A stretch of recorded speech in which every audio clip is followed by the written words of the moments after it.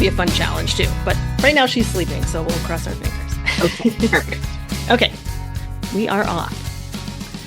Welcome to Season 2 of Talk Fiction, a podcast dedicated to entertainment media's most overlooked underdogs, fiction writers. I'm your host, Meg Olders, award-winning author and creator of the dynamic newsletter anthology, Beautiful, Daring, Stupid. My guest today is C.B. Mason. C.B. is the author of the Forged series, a coming-of-age cli-fi dystopian trilogy set 110 years into our shared future.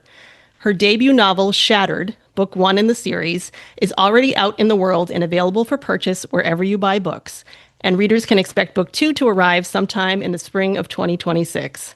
In the meantime, CB is sharing loads of book news and bonus material in her newsletter, by CB Mason, and across social media platforms. I will provide links to everything the author is making and doing to promote her debut in the show notes. But without further ado, allow me to introduce my distinguished guest, CB Mason. Hello. That's such a distinguished guest. Wow. Right? So distinguished. Always. I only invite distinguished people on my podcast, so. And I just want to say thank you to you for helping me launch Season 2. It is my honor. For me, it's important that I see something and think, ooh, I want to talk to this specific person about this specific thing, because that's what makes it interesting for me too, because there's usually something that I get out of the interview in terms of learning new things. And today we're primarily going to be talking about series writing, which is not something I've ever attempted. I primarily write young adult romance. And not to say there isn't room for series in romance, but I know with things like science fiction and any kind of speculative, there's a lot involved in plotting and world building and character development. So just like right off the bat, I kind of want to just ask you about your writing background. I'm always curious to know, for writers who are fully fledged adults, if they've always been writers since childhood or if they ever studied writing, in college, just kind of like when you got the bug and how that's developed for you, just whatever you can share with us about that. Yeah. So I was a diary writer when I was growing up, middle school, high school, college. I was very diligent in writing in my journals. I have boxes and boxes of notebooks. I started with the pretty journals and I ended up writing so much so quickly that I just went to like the 5 subject spiral notebooks because there was just so much coming out. So that was really my joy of writing, was processing the world through my journal writing. I enjoyed writing in school. Like I enjoyed writing essays. I mean, don't get me wrong, I still procrastinated to the night before to write it, but I enjoyed the writing process and I enjoyed doing poetry and writing short stories as well as like research papers. So I always kind of enjoyed that aspect, that creative outlet of taking things from my head, processing them in a visual way that could be shared through words. Once I graduated from college, my journal writing slowed down and most of my writing was business world writing. I never really stuck with fictional writing as a young adult through my early family ages. So it wasn't until my kids were older, they were both in middle school, I think, where it kind of came back to me. Mm-hmm. So in 2012, I got this bug when I was on vacation and I just started writing scenes and settings. And that is what re-sparked my interest in writing. And were you reading a lot of science fiction and a lot of sort of series at the time? And so is that kind of when you got the bug, is that immediately the kind of stuff you started to work on? Yeah. I've always been drawn, well, first to series. Like I have a hard time living with a character for just one book and putting it down and not coming back to them. So whenever I can find an author who gives me that character in multiple books, I need more. I'm never ready to let them go. So I think that's why I've gravitated to writing series versus standalone. But yeah, definitely like my interest in reading, I went through different phases for sure. When I was young, I enjoyed reading. Anne of Green Gables was like the first book that I remember really reading and devouring the entire series, like all the way through Rilla. Like there was so many books in that series. But when I started to come back to writing, I had been reading like The Hunger Games and Divergent and Legend and Shatter Me and like all of those dystopian type stories. And most of the ones I read were young adults. And I think that, again, writing for me has always been a way of processing things. Maybe I'm processing my own growing up, my own coming of age by writing these characters in some way. And that's what I feel like young adult is always. You're okay. You're like, oh, you're right for teenagers. Yeah, but also for adults, because you're still processing your life, For right? Like sure. you can go back and see yourself in these Yes. people on these pages. So I think that's why I was drawn towards writing dystopian coming of age, because of the stories I was reading for sure, but also because I, as a writer growing up, always used writing as a processing time. Right. And And I don't know about you, if this was the same for you, because I'm not going to ask how old you are in this interview, but I gather we're like approximately the same age based on, it actually was around 2012 that I will tell you this, my oldest is turning a quarter century this year. so mine are a little younger. Mine are 10 and 13. So Yeah, you could be a little older than me, but either way, I got a few years on you. we're from the generation where, we didn't have smartphones and tablets and things like that. So like a journal or a diary, like Yeah. I have diaries full too. And I was going to ask you if you go back and read them ever because I do sometimes and I read it and I'm like, wow, this is like a killer YA voice in here. It's because I was a YA voice at the time. So I started writing picture books because my kids were babies.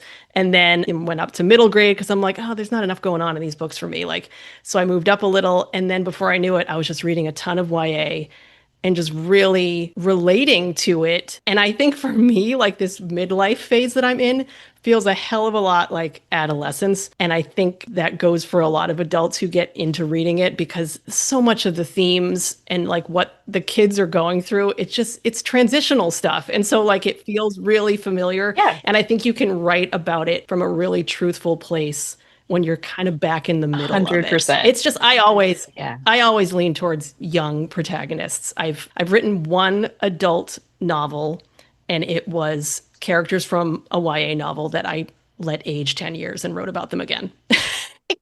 because I didn't want to let them go because I wanted to find out what happened to them. Uh-huh. So, all right, great. Well, thank you for sharing that. That's really awesome. And it's always fun to hear that I wasn't the only person who just wrote about myself all the time. Oh my gosh, some of them are so funny though. The number of boys I had crushes on, it was just crazy. I need to go back and read my journals. It's not Oh something my I've done gosh. recently. I have a handful of journals. I pulled them out. I had a friend from high school who was writing a novel. This is way before I even thought of writing a novel myself. And maybe she put the bug in my head. I don't know. So she was writing this novel and she wanted her characters to go to Paris. Well, I had done a study abroad in Paris. So I was like, sure, I'll beta read your novel and I'll try to bring, she'd never been to Paris. So I'll try to bring some actual real life experiences to your book. So I got my journals out from when I was in France. I do remember when I was reading those for my beta reading process, it was interesting to like think back, oh, that was my mindset at that time, right? Like that's interesting that I would never think the same way about the same situation Right. now. Because you've grown, which is what Yeah. our characters are doing in these books. So we kind of have firsthand experience there too. Very cool. So now I want to ask you, because I'm curious how long ago, the Forged series kind of started to creep into your consciousness. And when you started kind of like playing with that whole storyline. Yeah. So back in September of 2013, I had this scene kind of come to me. And I don't remember if it was, I think it was like when I was falling asleep and I was just imagining like when you fall asleep and you feel like you're floating and sinking and you're just kind of like in this in between stage. Hmm. And I had this visual of this girl who was waking up from that, like coming out of that sensation. And in my head, the way I envisioned it was she was on a train and the train was kind of moving her around and waking her up. And so I had this one particular scene come to mind, and it's actually the opening of Shattered became the first scene in the book, first chapter.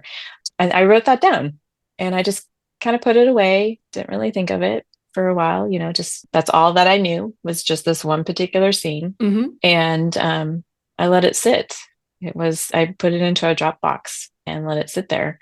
And then not quite a decade later, I got a notice from Dropbox about a policy change. You know how they always like update your policies. Yeah. And I was like, I don't even know what I have in my Dropbox. So I go and look. And I read this one scene, and that night I could not go to sleep because I kept thinking, well, what happens next? Yeah. Why is she here? What has put her into this situation where she's not with her family? Why is she on this train? And so over the next couple of days, I had to figure it out. Like I just could not sleep. I had to write it out. I had to let her story come out of me Hmm. because I knew it was in there somewhere, you know? And over the next couple of weeks, I wrote not a lot, maybe 20,000 words or so. And that's when I kind of realized, oh, I've got a story here. And so from that, I had to figure out, well, why is she where she is? Like, what has happened in the world to make this situation plausible for her? And so that's how the world itself of the Forge series developed, all from that one thought process of like, why is she here?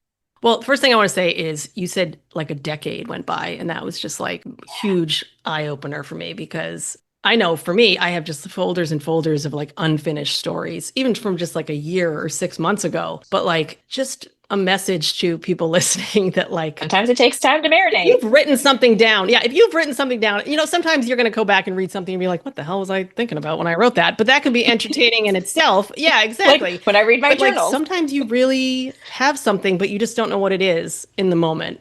And the fact that that Yeah. much time could go by and you could get re-hooked by your own little sleepy idea is just really inspiring and very cool. Mm-hmm. I don't want to give you like just like a little chance here, maybe like 30 seconds to a minute to sort of give us just a picture of what the world of the Forged books is, because I haven't really given you a chance to say that. So anyone who might be interested in reading it, how are we going to hook them on this world?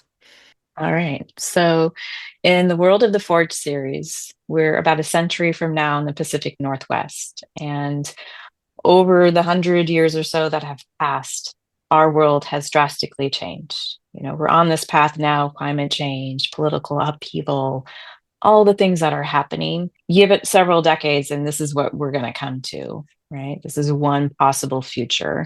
So, some major geography changes have happened. There's have been earthquakes and volcanoes, kind of changing the shape of our natural boundaries of our country. Then, on the political side of things, you know, where there's divides happening, that continues to spread and widen to the point where our government crumbles.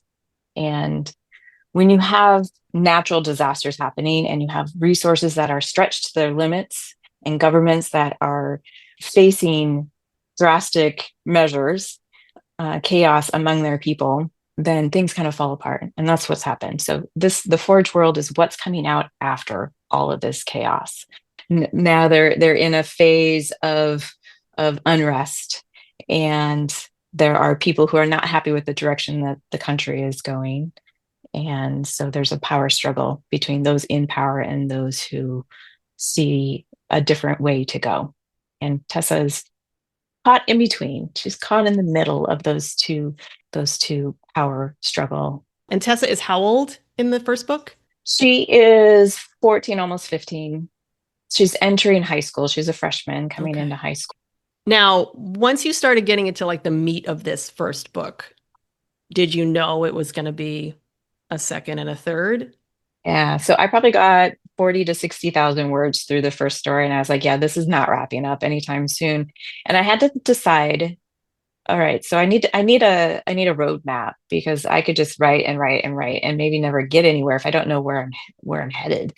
So at that point, I stopped writing and I did research. I went back and looked at some of my favorite stories and looked at how they were constructed, what format could be applied to their stories, whether or not I knew exactly if that's what the author used for their plotting method or not. The one great thing about writing YA is there is a lot of information for teachers who want to teach a YA story, right? So, like the curriculum is out there. So, I went to look to see, okay, if a teacher is teaching The Hunger Games or Divergent or Legend or any of those stories, like what is the format that they would teach?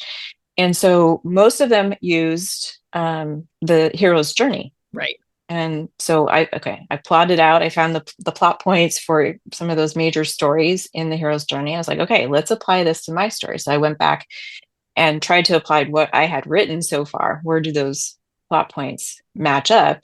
and then what is missing. And so then I mapped it out, and I got through the first storyline, and I realized it still wasn't complete. So I was like, okay, this is more than one book. Like I can't get to the resolution of the overall theme in one novel. Hmm. So I plotted out all three in a very basic timeline type format and tried to plot point the hero's journey for each story, as well as kind of an overarching journey. Now, within that blueprint, because it sounds like when you started writing Tessa's story, you were pantsing it to some degree. Oh, yeah, Yeah. 100%. So I'm curious, as a person who has never plotted, except for the one time I tried to, and I like threw my index cards away after like one chapter. I'm just a pantser like through and through. I know that for some people, having the plot there is great as like a guidepost thing. But did you find yourself straying from it much, or were you able to kind of keep to those milestones as you went? Or did you have to force yourself to keep to them? They were more like touch points for me. So I'd be like, okay, I know that I need to get to this point. Am I still on this path to find a mentor, right? Am I still on this path to do my test and my trials? So I didn't treat them as I had to stay on that road. Like there's multiple paths to get from point A to point Sure. B. Yeah, yeah. So I just wanted to make sure I got to point B each time so that I could kind of check off that little portion of the journey. The way I have equated my writing style to is planting. So I plot and I plant it. I plant that seed. And then I pants in the sense that I let that seed grow, and then, because this is how I garden in real life, all of these volunteers pop up, and I don't pull them right away. Like I let them kind of sit there and see which one really takes root, because maybe that volunteer is the stronger plant than the seed I've planted. Right. So then I go back and do my weeding and follow the volunteer Hmm. as the thread to get to B. I like that analogy. I suck at gardening, so it doesn't work as well for me, but I could find something similar. Well, exactly. Yes. And I am really bad at gardening. Oh, So well, it sounds like you're great at it. At least you're good at it on paper, so that's good. I'm really good at growing weeds. And then I look to see, oh, that's really not a weed. That's really Right. like, Or even if it is, I like it anyway because it's exactly, cute or, exactly. yeah, powerful in some way, Yeah. outshining all the other weeds. Awesome. Okay. So we're kind of already touching on this a little bit, just like your writing process, because I am curious how you like divide your time, because I know this isn't the only thing that you do. If you want to share like what your real job is, because I'm curious now, you mentioned doing like writing for work, and I know you teach yoga as well, which I Yes. love. Yes. I love yoga. I just do it myself at home, but I appreciate anyone who makes it part of their daily world. So yeah, just curious if there are specific times a day that you work or if you just try to squeeze it in when you can. Like how much time are you dedicating every day to this part of your whole personhood? In this stage of the process, I'm not doing a lot of writing. When I was writing the novels, I was actually in between jobs. So it pretty much became my full-time job. And I wrote Mm, December, January, February, and part of November I was working. So in 4 months, I wrote 250,000 words, but I wasn't really working a regular job. I was still doing my side hustle, teaching yoga, Pilates, and other fitness classes. When I was in that writing phase, I was more of an evening writer. Like my creativity time would spike in the evening. mhm. So I did a lot of writing late at night, and I would write it, and then the next day I'd come back and read what I wrote and do minor edits so I could get back into the story and then Yeah, start writing again. right. So that was what I was doing when I was writing. Now that I'm through the writing process and I'm more into the publishing side and kind of waiting for the next step of editing, for example, Mhm. most of my writing is fit in between my real life. So I have a part-time job where I work out of the home for our local newspaper, and I'm on the sales side, but I do a fair amount of writing for Yeah. that. I'm doing a lot of our content, sending emails to advertisers, sending emails to subscribers, social media posts. So and we have special publications, so I actually get to write articles Very cool. I don't have a byline. I'm just a staff reporter in those. Sure. But I get to use a little bit of that creative writing side for my real job. And then I have my side hustle of teaching fitness classes and yoga classes, which is a different creative outlet for me. I grew up dancing, and so that physical aspect of movement and connecting with people I am able to do as an instructor, as a yoga Hmm. teacher, guiding them through their journey. So that's always fun to have a different outlets. So the written word and then the movement, the body word, I guess you would say. Absolutely. And I also Yeah. think it's kind of crucial because during the years like around the pandemic is kind of when I hunkered down and I wrote like all my books in like a year.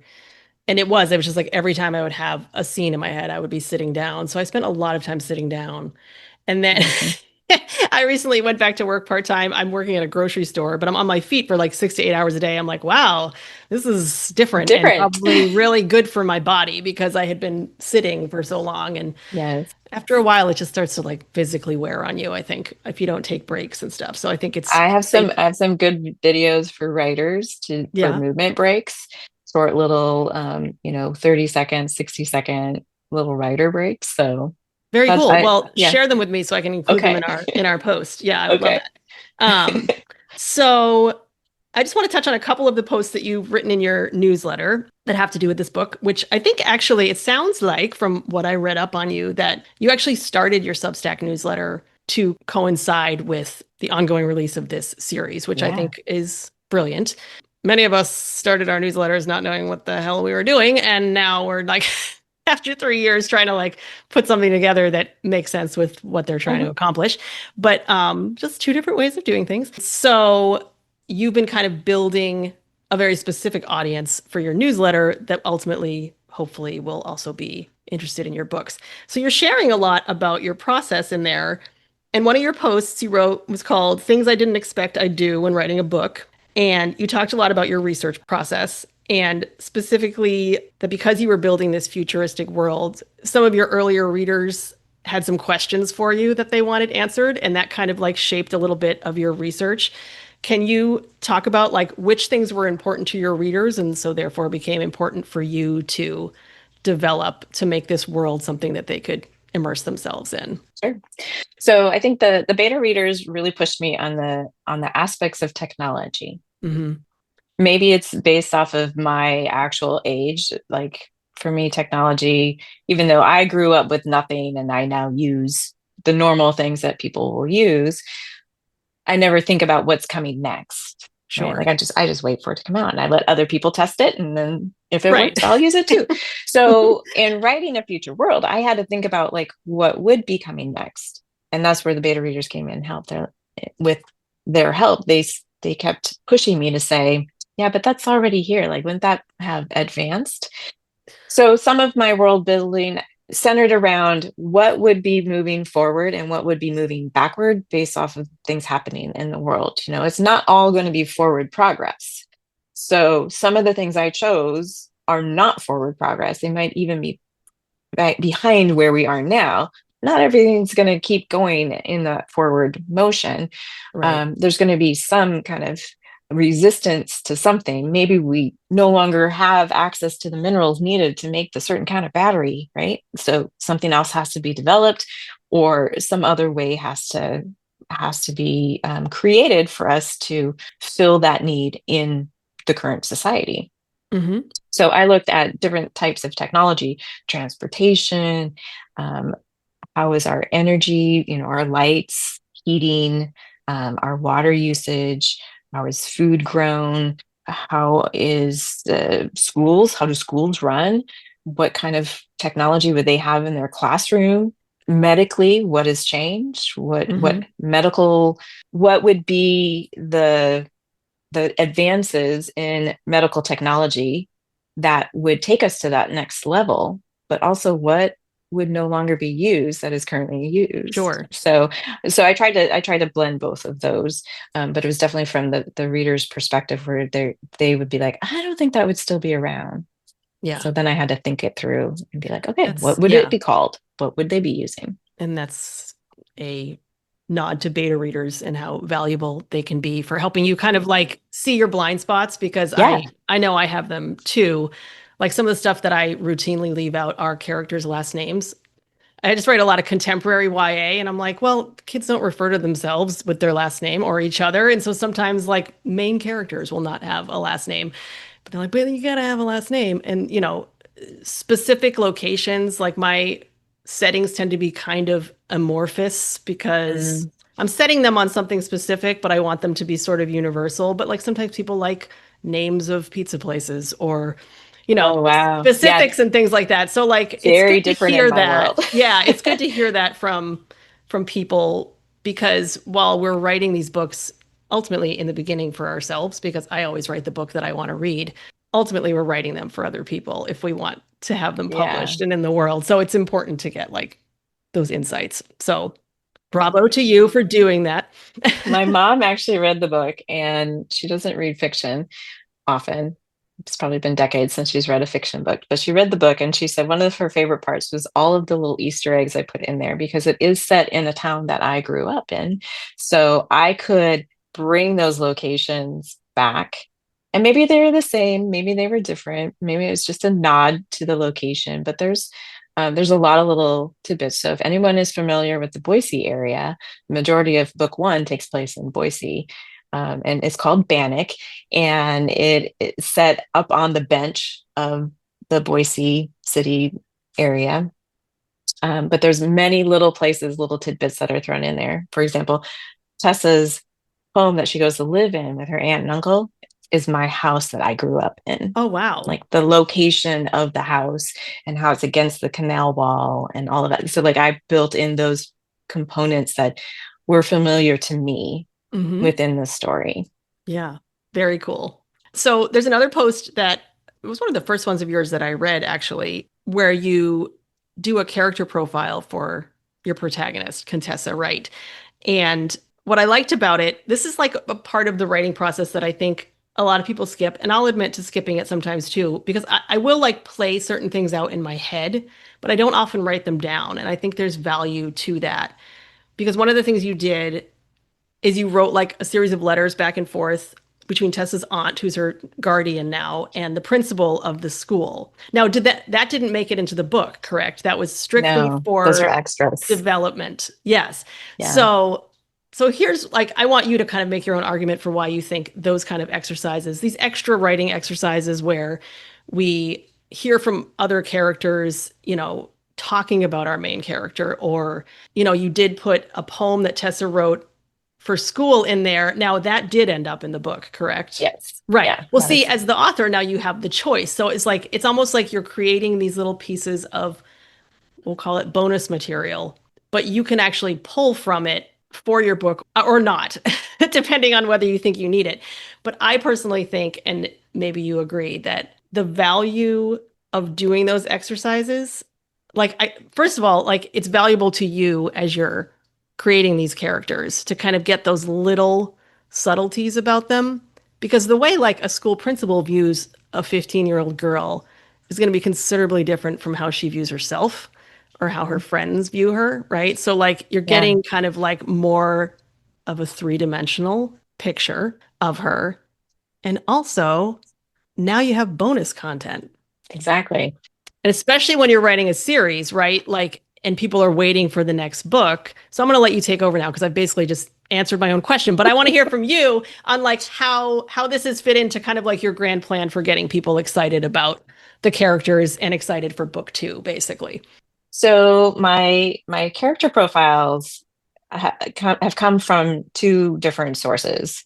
Some of the material in my character profiles is information that I wrote while writing the series. And anytime I got to a sticky part where I had all of these volunteers out there, those seeds growing, and I wasn't sure where I was going with it, sometimes I would need to go to a different head, get inside another character's head and Yeah. be like, okay, what is this person thinking? So that I could really figure out where the heck was this scene going? Was it really worth keeping? What's the purpose of it? So I used some of the information that has now ended up in these character profiles as ways for me to figure out what is going on in the story. So whenever I would get stuck, I would switch the point of view of the scene and write it from another character's point of view. Or I'd go back and write a scene that I know is not going to make it in the book, but I need to know what happened in order to understand why Isaiah says this happened between him and Zeke. I don't know because Right. Tessa's story is the story I'm writing, but he has to understand it in order to explain it to her. So I have to go back and find out myself. So Right. some of that is written because I needed to find that information, uncover that information in order to take the story forward. Right. And that is like the limitation of first person.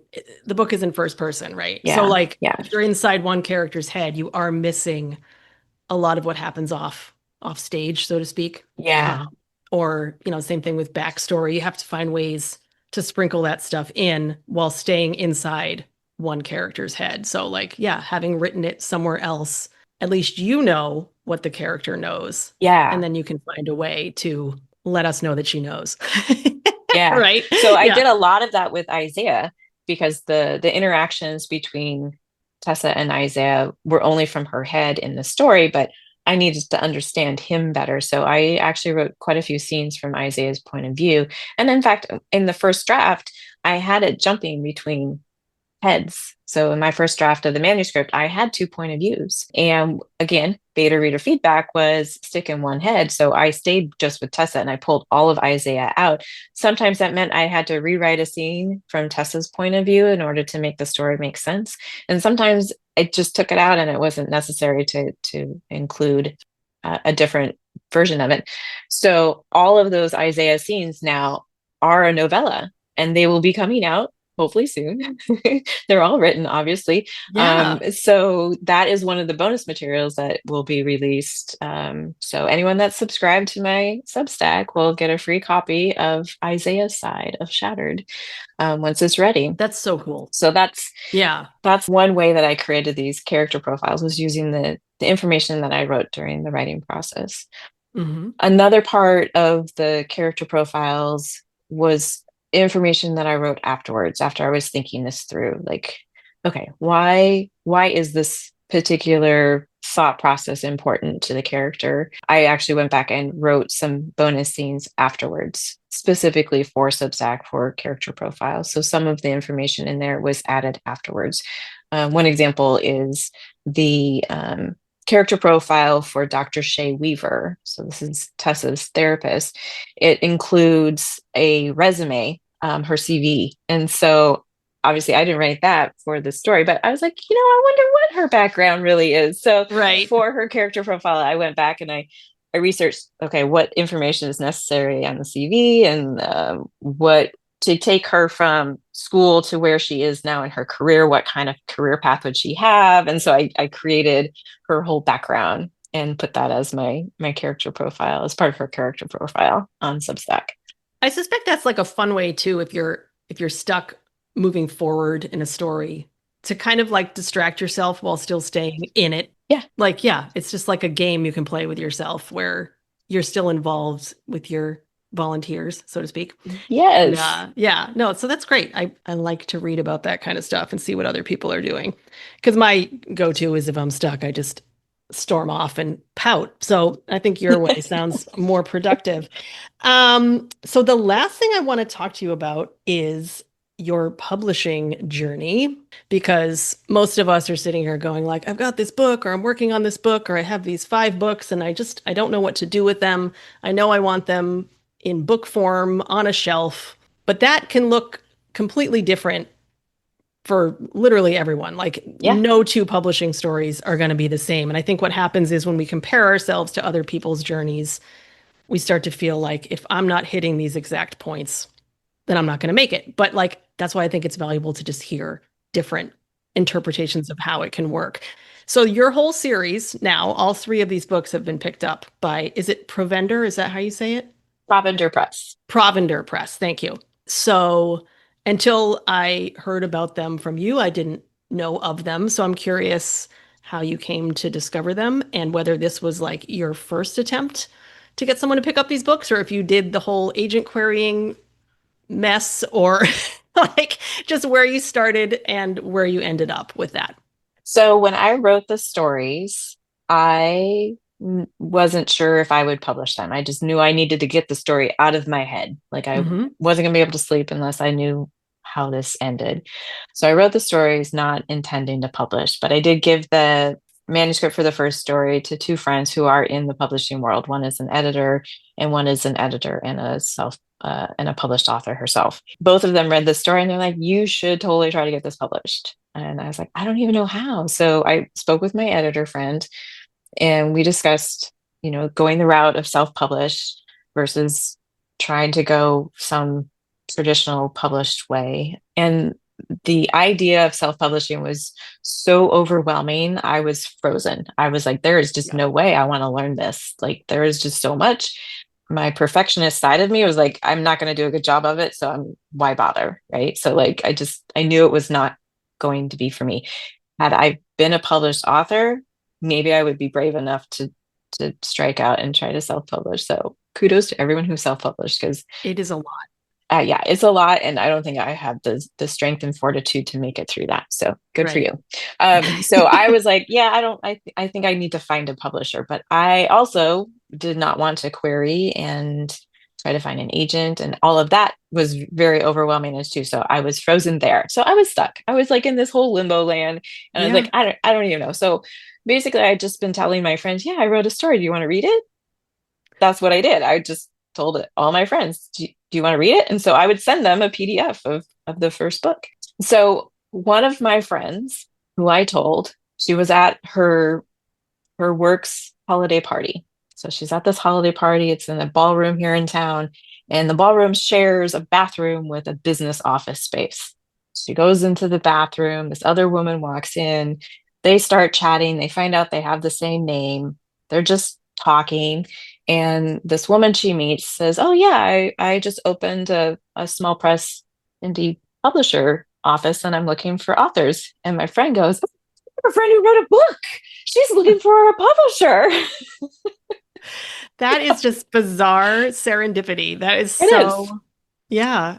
It happened in a public bathroom, a right? That's public your bathroom. that's So your legacy story. the moral of the story here is tell everyone you know that you've written a story, that you Yes. have a book, and maybe they'll run into a publisher who's looking for an author.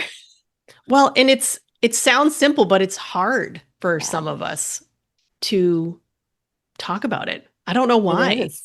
It's hard for me. Like if I'm in a room full of people like strangers or even at work, like I work with a lot of younger people who are like into filmmaking and they're doing all this great creative stuff and I've never once spoken up and said, "Hey, I write this cool newsletter or I'm writing novels." Like not once. Like I just feel like this sense of like I don't know. I'm worried Yeah, about how I'll be it's viewed. It's kind of like the whole it's such a like a sensitive part of some of our identities, I think, that if anyone was like scoffing in response, uh-huh, it would just crush you to like right. point of So never recovering. two things about this. Yes. So I came to Substack. My publisher suggested that I start a newsletter. And I was like, where do I do this? And they suggested Substack. So I came to Substack to start a newsletter. I was just trolling for a month or two before I actually wrote a newsletter and sent out a post. And I decided that my frequency would be once a week because initially I was only going to have a couple of months before the first book came out, which ended up being longer, thankfully. So I wanted to build a back catalog that when somebody found me, they could read deeper Yeah. and become a loyal reader, right? So that's why I started my Substack, publishing every week, whatever the content was. So the first part of what I want to share is that by doing that, I basically conditioned myself so that when the story actually was published, when the book actually was released, I had already experienced 52 weeks of sending out my words into the void and just opening myself to having others read my words Hmm. so that when I actually published the book, I didn't feel nearly as insecure about, oh my gosh, they're reading my work. Like that Right. was it was a way for me to become comfortable with being a published novelist. Hmm. So that's one part. part number two to that is part of my job. My role is a community engagement director. So I am a extroverted introvert, right?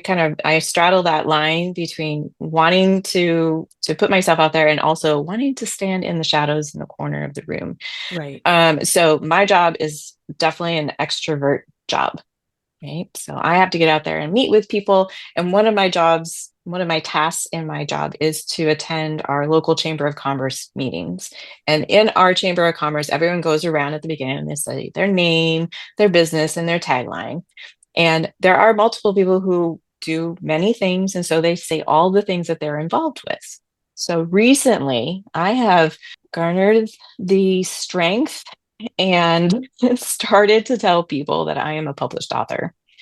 So it kills me every single time I say it out loud. It's so hard for me to say it, but I give my name, my title, my tagline, and I say, and I'm a published author. Yeah. And it's like you said, like you just have to let people know. Since I've started doing that, I think I've sold, I don't know, 6 or 7 books to other chamber members because they're like, oh, what do you write? And they ask me these questions. And part of it is just letting people know that you have a book. And part of it is having a book too, which many of us are still working Well, toward. yes, but you can say, I published a weekly newsletter, right? Like just letting people know that you have work somewhere to read. Like Right. that's the point. They can't find you if they don't know to look for you. Exactly. Exactly. And ultimately, too, and this is the other thing, not a downside of Substack, but like when I came to Substack as a fiction writer, writing fiction on Substack primarily, Mhm. I was engaging with a lot of other fiction writers and we're all very excited to support each other, but we need to kind of go outside the community and Yeah. find the readers, the people that are strictly readers looking for Yeah. good books to read. Because they're out there. They're just Yeah. maybe not writing on Substack. They might just be at the Chamber of Commerce meeting or in a bathroom at the ballroom in your town. Or just on your own personal social media. I have an author profile, but I get way more interaction off of my personal profile because it's people that are actually connected with me, right? That know So you, right? yeah, that know me. So I make sure and I don't do it all the time, but I make sure I go periodically share on my personal profile what's happening on my author profile. I need to do that more. Yeah. There are there are people that I run into and they're like, I didn't know you wrote a book. I'm like, how can you not know? I've told everyone. Well, that's the problem with social media is no one's actually seeing what I you're know, sharing anymore. right. So Exactly. So let me just ask you really quick because I did want to ask you about your social media content. Now, I'm only seeing you on Instagram and Notes because I'm not on any of the others. mhm, So I'm curious where you are creating content. And I actually think your content is like really impressive, like production value wise. And like when I watch it, I'm like, wow, this probably took a long time. So I'm curious, how much time like is that taking you? Is it an enjoyable process for you, or is it one of those things you're like, this is just something I have to do to get the word out about my book? And are you finding it to be an effective method for selling books? Because I think a lot of people want to know. And obviously, this is just one person's experience, but I'm just mhm, curious to know because you are creating a lot of content around your book, yeah. which is very good. And I'm just curious how much engagement you're getting with it. I feel like I get no engagement. Okay. I'll say that. And then I'll invite my publisher, for example, to collaborate on an Instagram post or whatever, or have a friend collaborate on something. They say, "Wow, look at the engagement you're getting." I'm like, "What?" So I think it's all relative. What is your expectation, Hmm. and what is your comfort level? Because of my jobs over the years, I've done social media posts for work. Right. I think part of it for me is like, oh, this is just the normal routine of my day. I just create something. I would say that most of what I've created, so I have an Instagram that feeds into Facebook because I still have a fair number of connections on Facebook. So I let it feed into Facebook. And then I do Substack. And those are really the only places that I am. I have a couple of other profiles on other platforms, but mostly just to grab the handle so somebody else wouldn't take it, but I Right. don't really post on anything else. I try to create content that is one that I would want to see. So if I see something another author is posting, I'm like, oh, that's so cute, or I love what they're sharing. I will save that as potential content that maybe I could create something similar. Hmm. And I hope all of the other people that I do that with they understand that imitation is the greatest form of flattery because that's really what it is. Like, I don't want to steal ideas. I Well, social media is all trends. I mean, it's all, exactly. It's you all never trends. know where things originated. That's how it works Exactly. now. And so if Yeah, I find that I engage with that type of post, well, maybe I should create something like that because that's what I want to see. So I'll just create what I want to see. right. So I don't spend a ton of time, but it's like with I'm writing when I'm writing a newsletter for Substack, I will write it on a Sunday and I'll let it sit. And then by Wednesday, I have read it several times and made adjustments and created the final post that goes out on Thursdays. Hmm. So I do the same thing with my social media content. I have a draft folder and I have, I don't know, 12 to 15 different ideas kind of started, and they sit in my drafts until they are complete. Sometimes they don't sit there very long. I can create it fairly quickly in a day, have the idea, record whatever I need to record, take photos of whatever I need, and put it all together. And then some of them, they sit there for a month because, oh, I should have a photo of this. Okay, now I got to wait till I have a time where I can do it. So it just kind of depends on what it is that I'm creating. But Right. I've told myself that posting 3 times a week is plenty. Yeah. And I'm not gonna dictate what 3 days necessarily, and I'm not going to say I'm going to do 2 reels and 1 carousel. Like I try not to give myself those parameters where I feel like I'm failing. Right. So some weeks I don't really post, and other weeks I might post 5 times, but I try to do 3-ish times a week on social media. And again, I just feed it straight into Facebook. I don't try to create separate content for Facebook. And I just create things that I would want to know if I were me. Yeah. If I was just looking at my profile, what would I want to see from Hmm. me, the author? So me as the person, what do I want to see? And that's what I decide to make.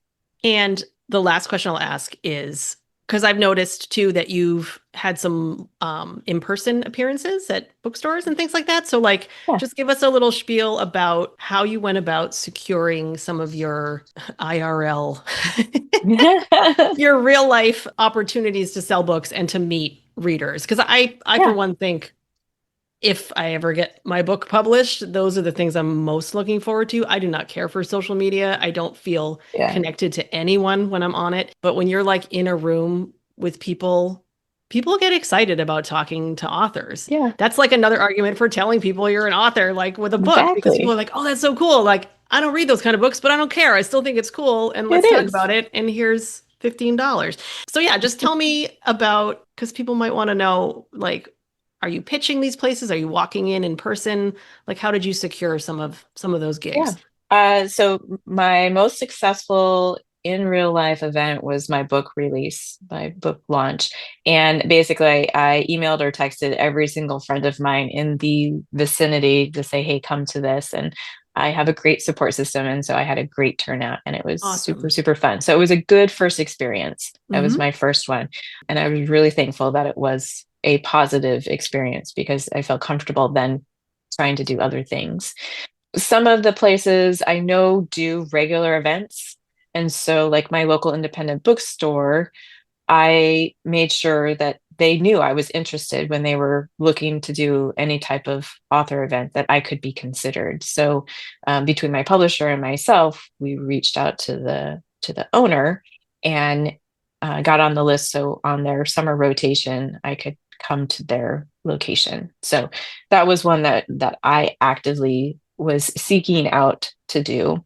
Hmm. Um, I actually know the store owner from a previous life, right? So that's helpful because I already have a relationship with this person. When I was visiting my parents in the Boise area, I thought, well, hey, this will be a great opportunity. The story is set in Boise. I have lots of friends still in Boise. I will set up some things. And so I actually was speaking with my dad, who sold my book to his dentist's office. Several people in his office bought it.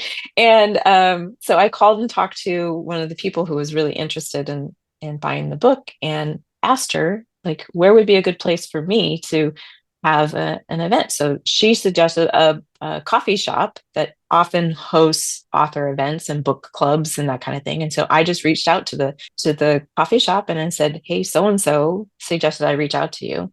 So I name dropped Yeah. right? Try to get into there.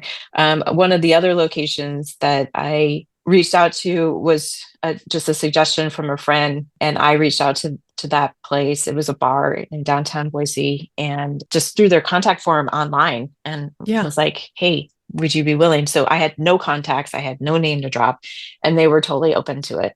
So it's just a matter of like, where would you like to do it? And if you have a name to drop, obviously say some so and so suggested I contact you, because Right. people are always more willing to talk to somebody if there is a connection Sure. involved, right? If you're vetted. Yeah.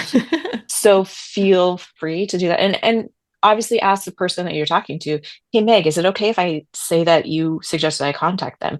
That's usually a polite thing to do. So do that. I would recommend that. Yeah, for sure. But also don't be afraid just to drop a line in their contact form online, or give them a call, or stop by and see if they're willing to do it. Now, how successful were those book events? Not great. Not like my book launch. I only had Right. a couple of people, and I sold a couple books at the coffee store just to people who were in there, who were just there having coffee. Not there because of me, but just there. So I mean, you're not going to make a living wage by doing that, but it's confidence building and reassuring that, hey, this is a good thing. So that's what I would recommend, is just, where do you want to be? When do you want to be? And you have to be able to have that confidence to reach out initially. Yeah. And that is a good thing to think about. Like, where do you want to be? Like, don't Hmm. feel like you have to be in the places you don't want to be. Right. Like, Yeah. if you don't want to be on social media, you don't Then have to be don't on be there. social media. Right. I'm not going to TikTok, people. I am not going to Right. do dances. You're not going to Sorry. dance on TikTok, even though you have the No. skill to do it. No. I was impressed with your yoga sling video you had on the other day on Instagram. Oh, I was like, oh my gosh, that's yes. amazing. So Yes. Yeah, that was my a birthday present from my parents. it's very I cool. It got my always own makes me yoga nervous sling. when I see those apparatus hanging from the ceiling. I'm like, I really hope that's secure and they don't fall on their Uh-huh. heads. But Yes. no, you look like Yeah. you knew what you were doing. I've only done one kind of viral-ish kind of trend, and I felt ridiculous recording it. I actually went outside into my backyard, and our son was still home for his break between school years, and he came out and he's like, "Mom, what are you doing?" like open my hand. Anyway, I felt completely silly, and then I got caught recording it. So By your kid, I right? You're by like, my oh kid. I no. was like, this is That is funny. embarrassing. So yeah, I don't do a lot of those viral trends, but Because someone might be watching, like all the people somebody on the might actually internet. be watching. Right. Yes. All right. Well, fantastic. I think we can stop there. I feel like I asked all of my questions. And yeah, thank you so much for helping me get my feet wet again and get back into the Yeah. swing of this. It was really fun to chat with you. So thank you. Yeah. And we'll talk soon. Okay. Sounds good. And good luck with book two. Wait, do you have a date for book two? You said you had dates Oh, I before I say goodbye. mm, I don't have specific dates, and I feel like after my experience with book one, I don't want to give a date. That's okay. That's okay. So book two merged as book two in the Forge series, expected to release at the in early spring of next year, so 2026. Perfect. Okay. That's good enough. Yeah. Then like people will start reading Yeah. your bonus material in the meantime, novellas and The novellas hopefully will start to release. They're supposed to trickle out between now and then. So the first novella is Shattered, Isaiah's Side. And then there's two more to come after that. so cool. And that gives everybody time to read Shattered too. So it's good. It's good to have a little window there for us to catch up with you. So fantastic. Okay, no more questions from me. We will talk soon. Thank you so much, CB. Thank you. Take care. Hey there. Thanks so much for listening. If you liked what you heard, you can let me know by hitting the like button, leaving a comment, rating, or review, depending on where you're listening, or by sharing this podcast with your favorite people. Talk Fiction is part of a dynamic anthology of short fiction, essays, poetry, humor, and multimedia experiments written and produced by me, Meg Olders. If you're into the stuff I'm making, or you're just into supporting the dynamic individual who makes it, I hope you'll consider becoming a free or paid subscriber at megolders.substack.com. Thank you, and I'll see you next time.